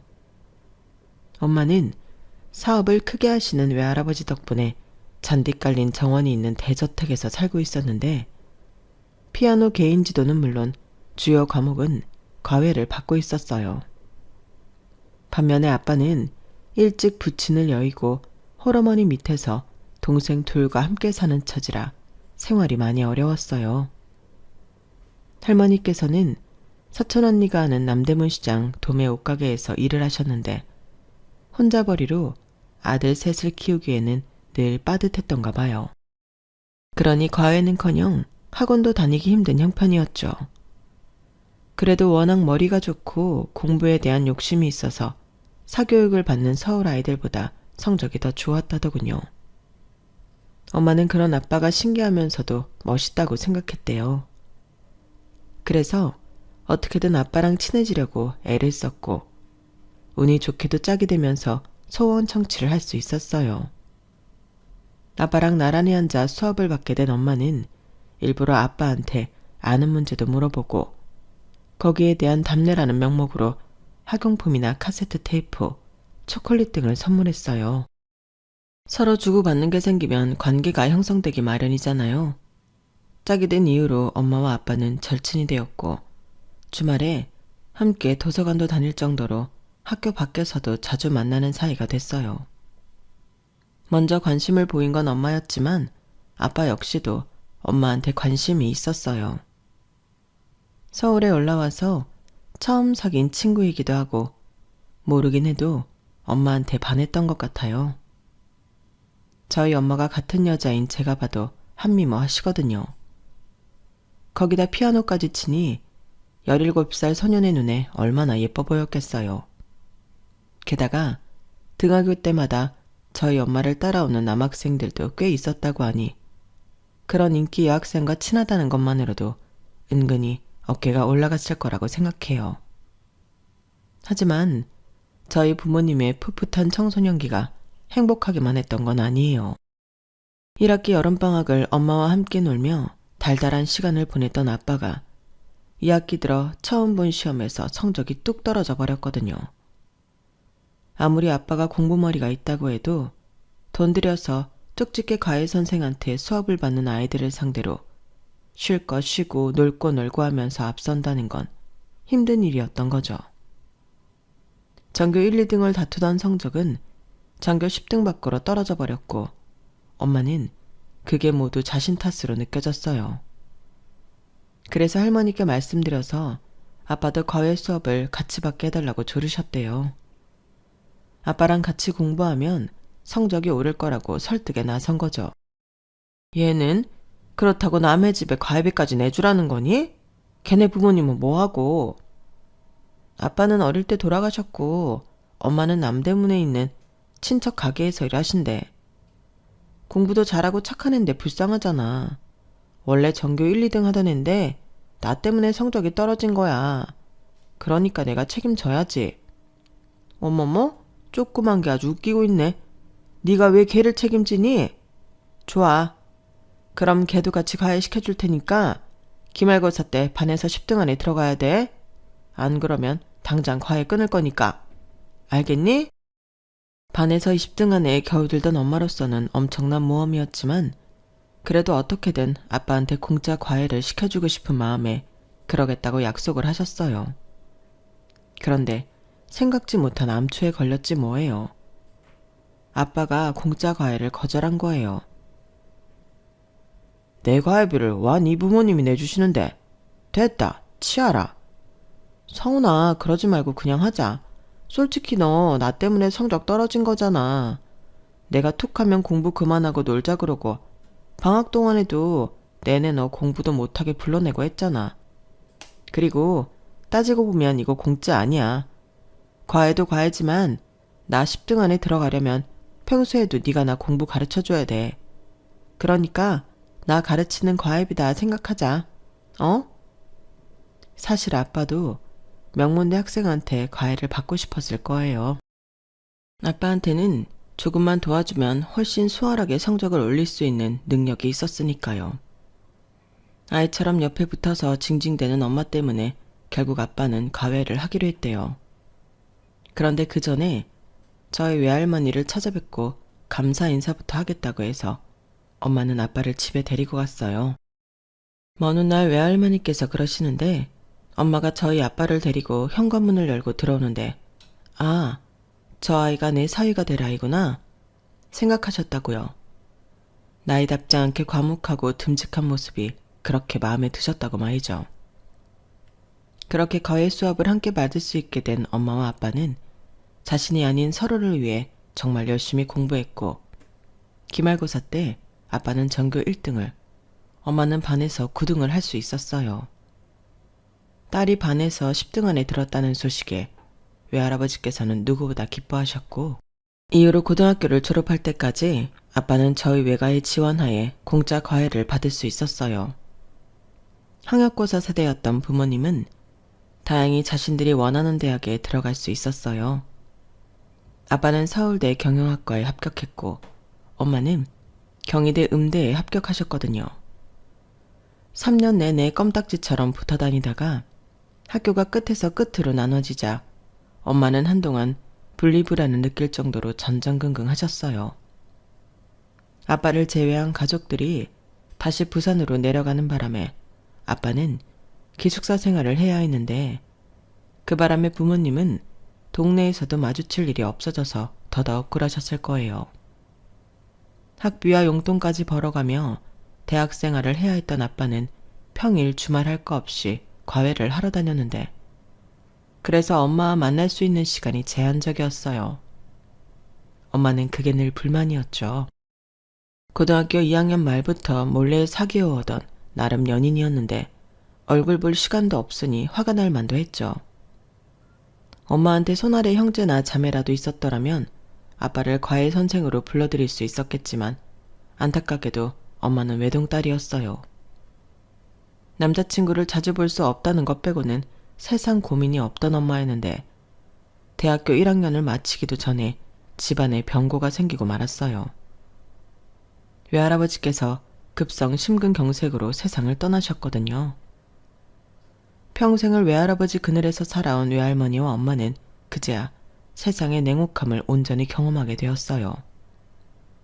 외할아버지가 돌아가시고 외할머니가 회사를 맡아서 운영하게 되었는데, 그게 생각처럼 쉽지 않았던 거예요. 외부의 경쟁업체도 문제였지만 가장 큰 적은 바로 내부 직원들이었어요. 정확히는 외할머니를 탐탁치 않게 생각하던 임원진들이었죠. 외할머니 앞에서 대놓고 싫은 티는 안 냈지만 분명히 외할머니 귀에 들어올 걸 아는데도 여자는 밥뚜껑 운전이나 하라거나 암탉이 울면 집안이 망한다는 말을 서슴찮게 하곤 했거든요. 그러다 시간이 지나자 이젠 아예 대놓고 직원들 앞에서 외할머니를 무시하게 일쑤였고, 직원들을 선동해 외할머니가 하려는 프로젝트는 무조건 반대하기도 했다나 봐요. 엄마야 회사 일은 모르니까 당시에 이런 내부 사정까지는 몰랐지만요. 회사 대표를 공격하는 임원들 탓인지 아니면 외할머니가 경영 능력이 없어서 그랬는지 회사는 점점 더 어려워졌고, 그러다 엄마가 대학교 4학년이 되던 무렵 회사는 남의 손에 넘어가게 되었어요. 임원 중 하나가 경쟁사와 손을 잡고 일부러 회사를 망하게 만든 거였지만 구체적인 증거가 없어서 소송조차 할 수 없었다더군요. 그나마 저희 아빠가 나서서 관공서도 쫓아다니고 은행 담당자와 거래처 사장님들을 만나 일 처리를 한 덕에 살 집과 얼마간의 돈은 챙길 수 있었어요. 엄마 말이 그냥 회사 사람들한테만 맡겨두었다면 그마저도 다 날아갔을 거라고 하더군요. 잔디 정원이 있는 대저택에 살던 엄마와 외할머니는 엘리베이터도 없는 4층 빌라로 이사를 하게 되었어요. 그래도 다행인 건 엄마가 졸업 전에 취직이 돼서 생활비 걱정은 하지 않을 수 있었어요. 문제는 아빠가 학교를 그만둘 처지에 놓였다는 거예요. 고향에 내려가 식당 일을 하시던 할머니가 뺑소니 차량에 치여서 많이 다치셨는데 당장 수술할 돈이 없었어요. 어려운 형편에 이미 친척들한테 손을 내밀었던 게 한두 번이 아니라서 더는 도움을 받기 힘들었거든요. 그런데 참 대단한 건 그 소식을 듣고 저희 외할머니가 가지고 있던 보석을 처분해 그 돈을 대줬다는 거예요. 저희 외가도 망해서 형편이 어렵다는 걸 뻔히 아는 아빠는 차마 그 돈을 받지 못했어요. 그러자 외할머니께서 되려 호통을 치셨죠. 얼른 받아. 지금 체면 따질 때니? 일단 어머니부터 살리고 봐야 하잖아. 돈이야 나중에 네가 성공해서 갚으면 될 거 아니야. 너 그 정도 능력 있는 애잖아. 돈은 언제고 벌면 되지만 어머님은 당장 수술을 받지 않으시면 다시는 볼 수 없을지도 몰라. 난 그깟 보석 없어도 살아. 사실 회사도 망한 처지에 그런 걸 하고 다녀봐야 사람들이 비웃기만 할 거다. 그러니까 지금은 어머님 생각만 해. 알겠지? 외할머니가 마련해주신 돈 덕분에 할머니는 수술을 받으실 수 있었고 몇 달 동안 재활을 하신 후로는 일상생활이 가능해지셨어요. 다만 집안을 책임지시던 할머니께서 아직은 일을 하실 수가 없어서 아빠가 본가에 생활비를 보내야 했어요. 과외로 벌어들이는 수입으로는 감당이 안 돼서 휴학을 해야 할 상황이었는데 엄마가 그걸 극구 말렸어요. 안 그래도 군대 다녀오느라 2년 휴학을 했는데 더 쉬었다가는 취직할 때도 불리하다고요. 졸업할 때까지는 자신이 돈을 보태줄 테니까 휴학만큼은 하지 말라고 하셨죠. 엄마 덕분에 휴학을 면했던 아빠는 졸업하던 해 대기업에 취직할 수 있었어요.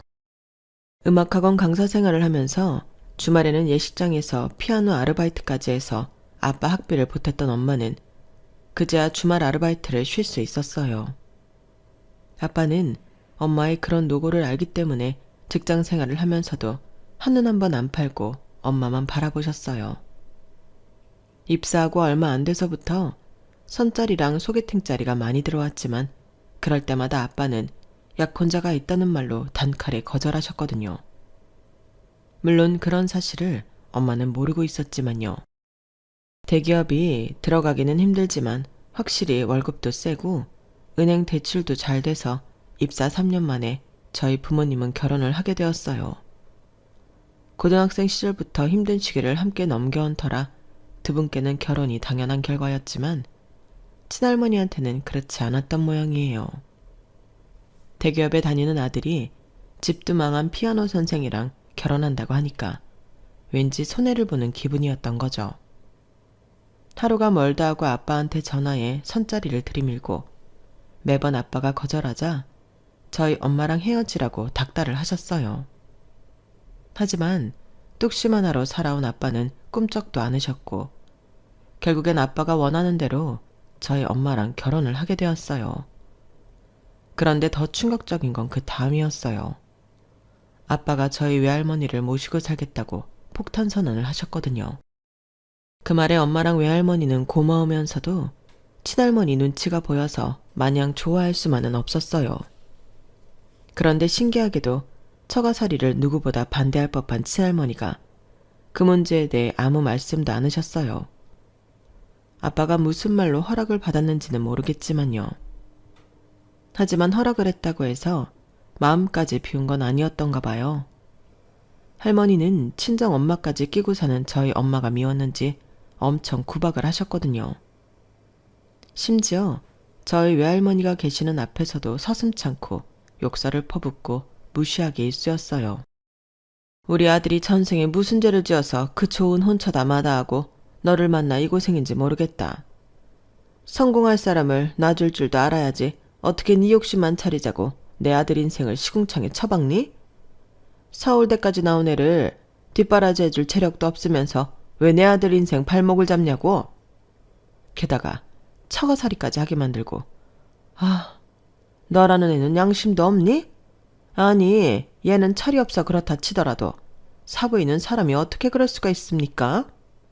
자기 자식 귀한 거 알면 남의 자식 귀한 것도 알아야지 어떻게 엄마인 나도 내 자식 힘들까봐 연락도 자주 않고 숨죽이고 사는데 사부인이 내 아들을 머슴 부리듯 하냐고요. 내가 이런 꼴 보려고 그 고생해가며 자식 키웠는 줄 압니까? 뒷골이야. 암튼 하루속히 애들 집에서 나가주세요.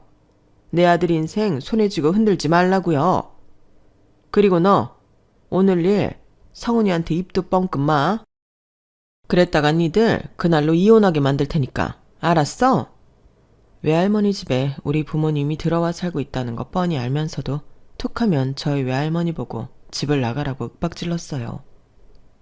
처음엔 엄마가 나서서 대들기도 했던 모양인데 그럴 때마다 힘들어지는 건 외할머니여서 이후부터는 친할머니의 궤변과 독설을 한 귀로 듣고 흘리게 되었다고 하더군요. 순간만 모면하면 한동안은 잠잠했으니까요. 엄마가 그 시절을 버틸 수 있었던 건 어쩌면 외할머니가 곁에 있었기 때문인지도 모르겠네요. 제가 중학교 3학년 때 외할머니가 돌아가셨는데 그때부터 엄마는 조금씩 무너지기 시작했거든요. 그런데도 친할머니는 여전히 저희 엄마를 몰아세우셨어요. 연세가 들어서 전보다 독설이 잦아진 친할머니였지만 여전히 저희 엄마만 보면 못 잡아먹어서 으르렁거리고 거기다 돈 있는 집 딸인 작은엄마와 비교까지 하면서 엄마 가슴에 상처를 입히곤 하셨거든요. 그동안은 외할머니한테 하소연도 하고 의지하면서 버텨왔던 엄마는 더 이상 속을 터놓을 사람이 없어지자 고스란히 마음의 병으로 쌓이게 되었어요. 그러다 골마 터진 상처가 한순간에 터져버리면서 집안에 큰 난리가 나고 만 거예요. 친할머니가 명절에 작은엄마 앞에서 저희 외가 흉을 보셨는데 그걸 들은 엄마가 평소와 달리 엄청 화를 내버린 거였죠. 20년 가까이 가슴에 꾹꾹 누르고 있던 울분이 터지자 쉽게 멈추지 않았어요. 엄마의 그런 모습을 처음 보는 친할머니와 작은아빠 내외는 꽤나 놀라는 눈치더라고요. 하지만 그런다고 참고만 있을 친할머니가 아니었어요. 이게 드디어 미쳐 날뛴다며 저희 엄마 머리채까지 잡으러 드셨거든요. 그런데 그때였어요. 늘 입국 다물고 애써 외면해오던 아빠가 저희 엄마 머리채를 잡으려는 친할머니 손을 턱 막아선 거죠. 그리고는 무서운 얼굴로 말했어요. 지금 뭐 하시는 겁니까? 그 손으로 이 사람 머리채라도 잡으려 그러십니까?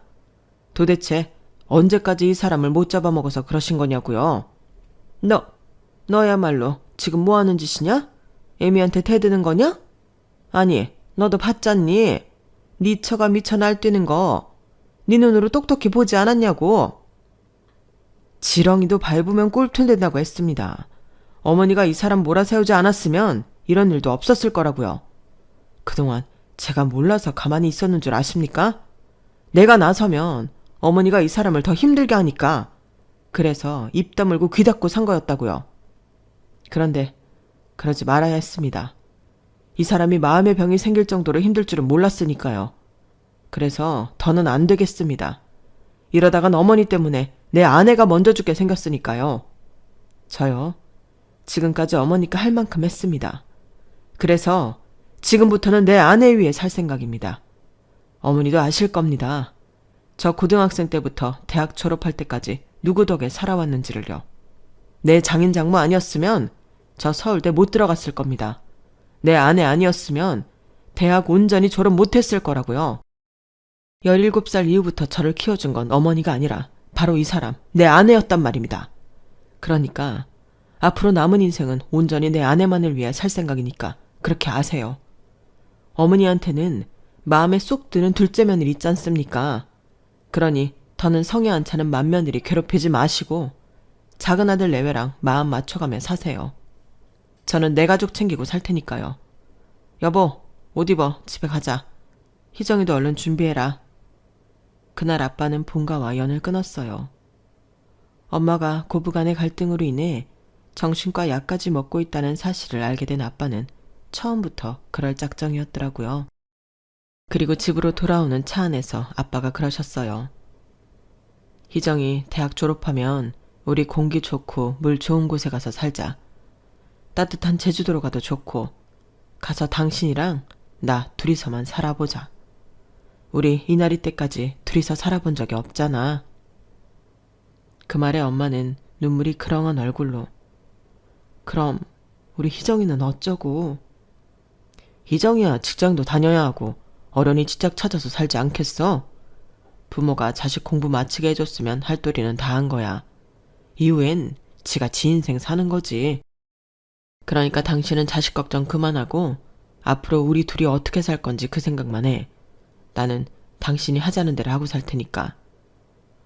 아빠는 그날 했던 약속대로 제가 대학을 졸업하고 취직이 결정되자마자 기다렸다는 듯이 퇴사를 하고는 엄마를 데리고 지방 도시로 떠나셨어요. 수년 전부터 주말마다 엄마와 함께 발품 팔아가며 살 지역을 정했고 집까지 멋지게 지어두었거든요. 엄마가 남의 눈치 안 보고 실컷 피아노 칠 수 있도록 피아노를 놓은 방에는 방음 설치까지 다 해두었고, 정원에는 엄마가 좋아하는 장미며 다양한 허브 식물들을 잔뜩 심어서 마치 프로방스 지방에 온 기분이 들 정도로 멋지게 꾸며놓았더라고요. 집안 인테리어며 커튼과 소파, 침구까지 엄마 취향이 그대로 묻어나는 집이어서 현관에 들어선 순간부터 마치 이 집에서 수십 년을 살아본 것처럼 포근하게 느껴졌어요. 부모님은 그 집에서 제2의 신혼을 즐기게 되었어요. 저는 원룸살이로 전락해버렸지만요. 사실 방 2개짜리 작은 아파트를 구할 수도 있었지만 회사 일 때문에 집에서 잠만 겨우 자는 처지라서 그럴 필요가 없겠더라고요. 제가 하는 일이 화장품 연구원이어서 서울을 떠나 부천에서 살게 된 탓에 근처에 친구도 없고 딱히 만나는 사람도 없어서 연구실과 공장을 오가는 단촐한 생활이었어요. 주말에는 밀린 잠을 자고 집안 청소를 하면 월요일이 돌아오는 다람쥐 쳇바퀴 돌리는 것 같은 일상이었죠. 직장과 공장 외에는 밖에서 보내는 시간이 거의 없었던지라 이성을 만날 시간도 계기도 없었어요. 그러다 생각지도 못한 순간에 마음에 드는 남자를 만나게 된 거예요. 그날은 업체 직원들과 함께 공장에서 만나 포장 용기에 대한 의견 조율을 하는 날이었어요. 그런데 약속 시간이 1시간 지났는데도 업체 사람들이 나타나지 않지 뭐예요. 꼼짝없이 금요일에 연장 근무를 하게 될 판이었어요. 문제는 저와 함께 업체 사람들을 만나기로 한 선임 연구원이 아이 때문에 집에 가봐야 한다는 거였어요. 안 그래도 애가 아프다는 연락을 받고 반차까지 낸 상황이었던 선임은 회의에 참석했다가 중간에 빠지기로 했었는데 그마저도 업체 직원들의 지각 때문에 일이 틀어져 버린 거였죠. 결국 선임은 반차를 쓰기로 한 시간이 되자 바로 가버리셨고 저만 남아서 업체 직원을 기다렸어요.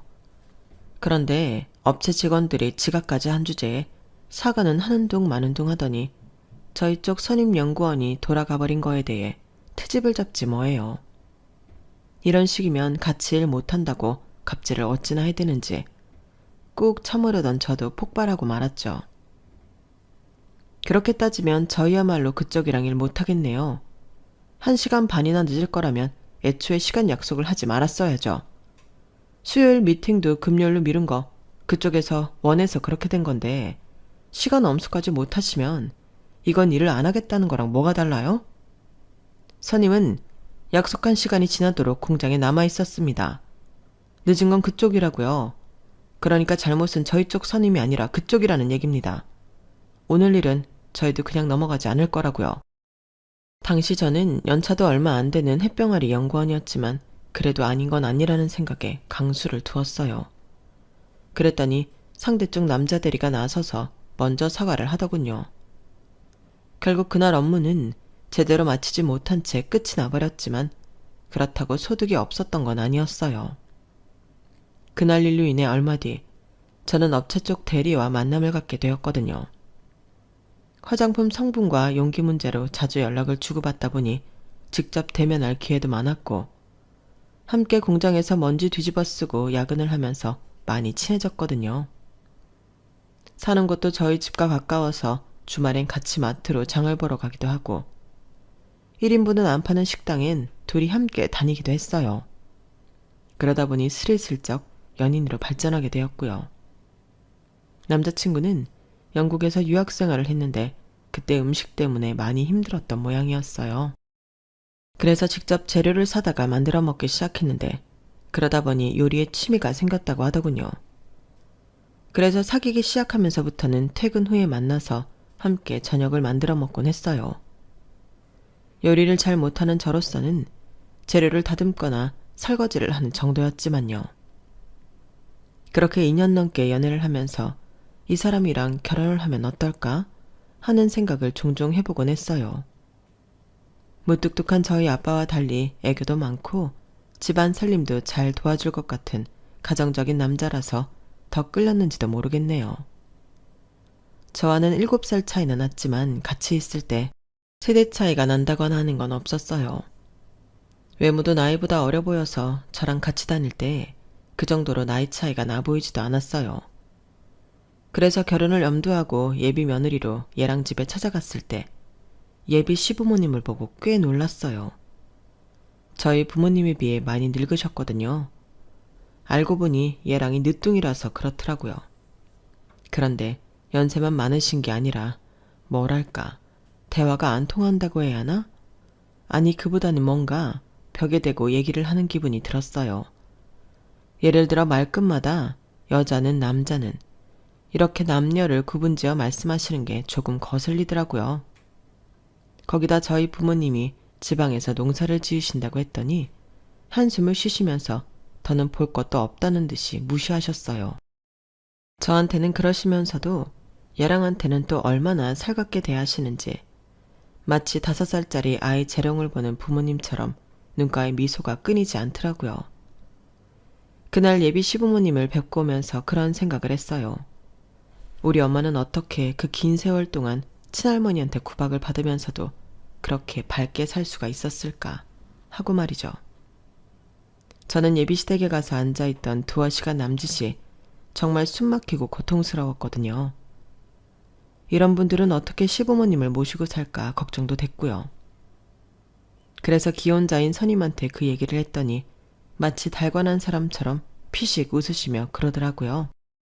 희정씨, 달래 기혼 여성들이 시금치를 싫어하는 게 아니야. 나는 아주 시자가 들어가는 것만 봐도 팔에 닭살이 돋는다니까? 말로는 요즘 시어머니들은 며느리 눈치 보고 산다고 그러는데 그것도 사람 나름이야. 아직도 우리나라 시어머니 대부분은 며느리를 돈 안 주고 부리는 몸종 취급한다고. 며느리도 자기 아들이랑 똑같이 직장 생활하며 돈 버는데도 애한테 문제 생기면 무조건 며느리 탓부터 하고 본다니까? 그뿐이야. 자기 아들은 신김치 싫어하니까 철마다 새로 김치 담가서 먹으라 그러지. 아침에 빵 말고 밥 해서 먹이라 그러지. 살림에 육아에 시시콜콜 간섭하면서 정작 내가 일 그만두고 살림하겠다고 그러면 그건 또 죽어도 안 된대요. 자기 아들 혼자 뼈 빠지게 돈 벌어서 나한테 바치는 꼴은 못 본다고 말이야. 정확히 하자면 살림도 육아도 부부가 똑같이 반반해야 하는 거잖아? 그런데 그러면 또 뭐라는 줄 알아? 자고로 애는 엄마가 만든 음식 먹여가며 엄마 손으로 키워야 한다고 그런다? 아니, 그러면 나는 일도 하고 육아에 살림까지 다 하고 살아야 한다는 거잖아. 자기 아들이랑 손자 위해서. 내가 슈퍼우먼이야? 어떻게 그렇게 사냐고. 나도 우리 부모님한테는 귀한 자식인데 어머님은 그걸 몰라. 괜히 물었다가 1시간 가까이 선임의 하소연을 들어야 했어요. 하지만 그 말을 통해 파악할 수 있는 것도 많았어요. 한마디로 결혼을 하면 여자가 손해라는 거였죠. 결혼은 미친 짓이라는 소설 제목처럼 말이죠. 그런데 저희 부모님을 보면 꼭 그렇지만도 않은 것 같았어요.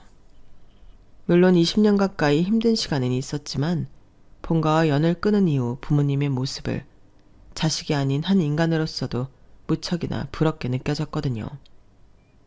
세상 모든 사람들한테 무뚝뚝하기만 한 아빠가 엄마 앞에서는 잘 훈련된 진돗개처럼 주인한테 애정을 갈구하며 충성하는 모습이 말이에요.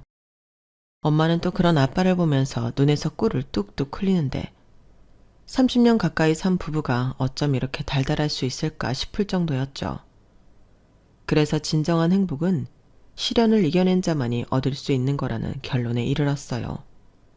그래서 당장은 힘들지 몰라도 이 시간들을 이겨내면 저 역시 저희 부모님처럼 진정한 행복을 만끽할 수 있을 거라고 말이죠.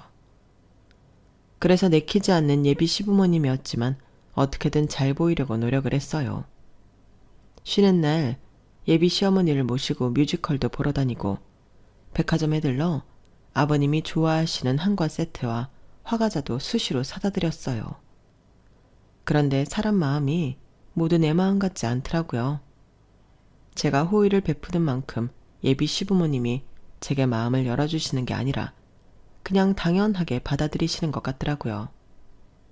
아들 가진 부모의 유세가 이런 거구나 싶을 정도로요.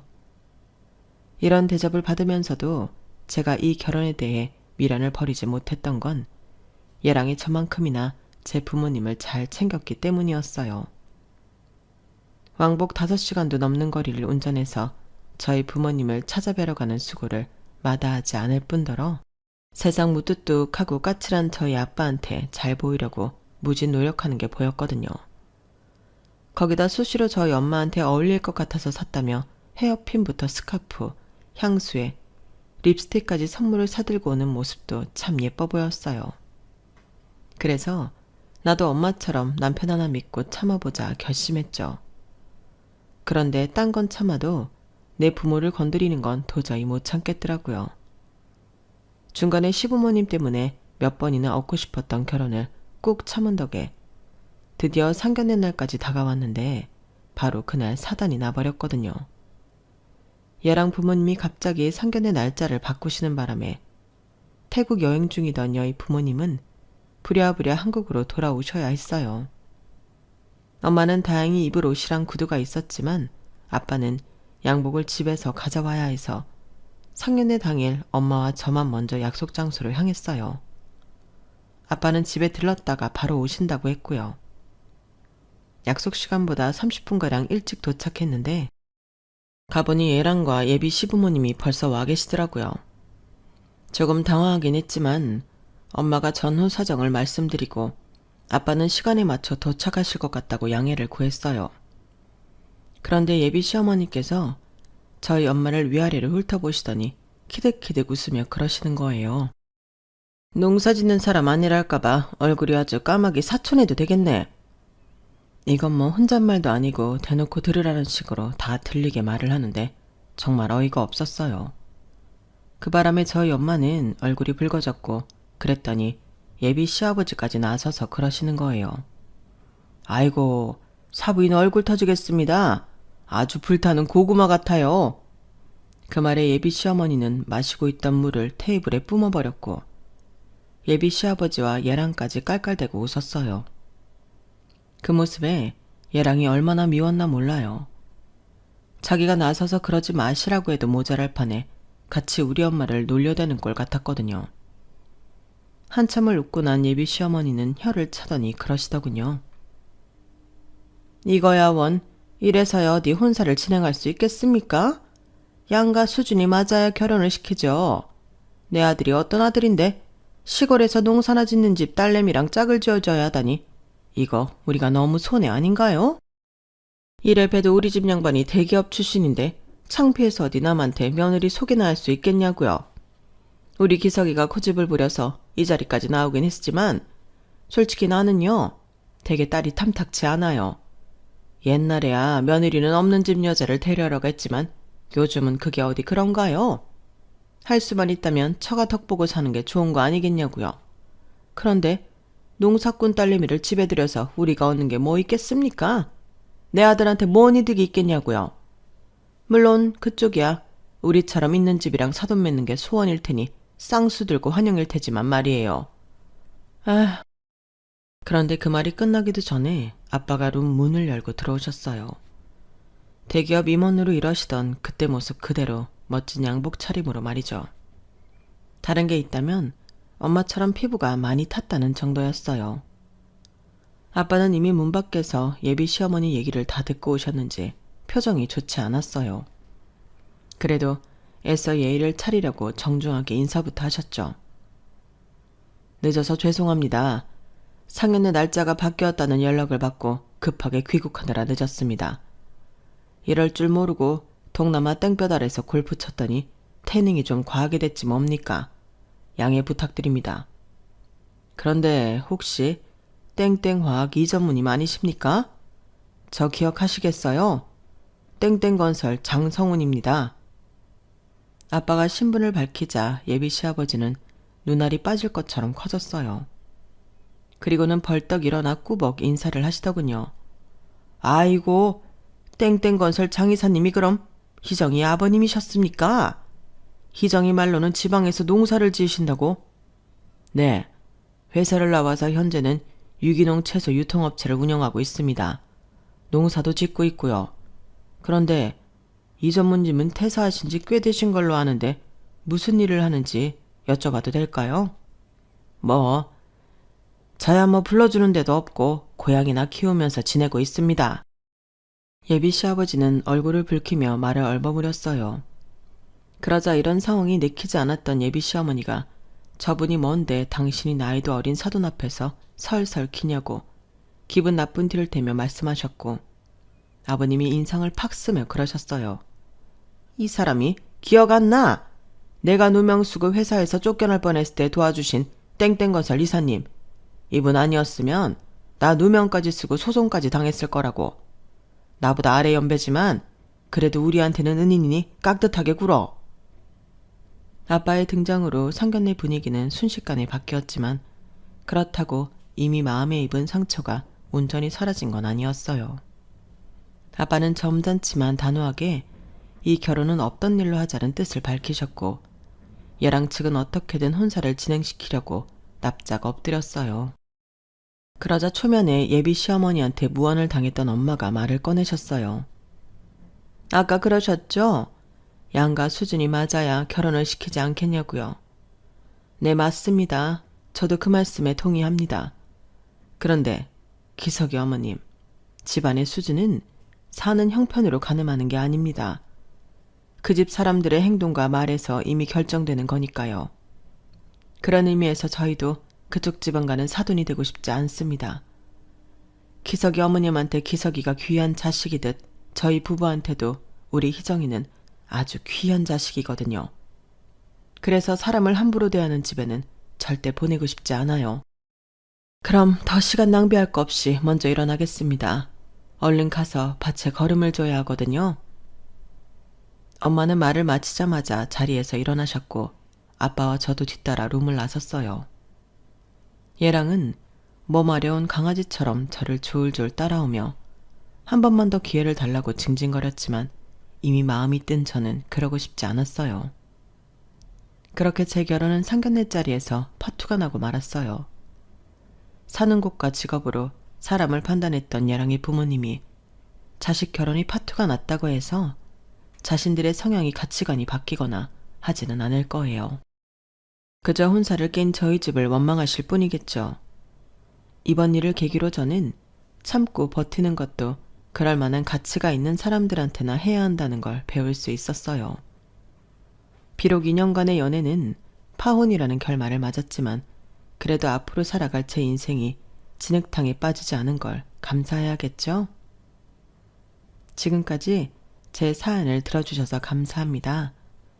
들어주신 분들 모두 소중한 인연들과 행복하시고 건강하세요. 여러분, 사연 댓글에 응원과 현명한 조언 부탁드려요. 좋아요와 구독은 저에게 큰 힘이 됩니다. 오늘도 좋은 일 가득하세요.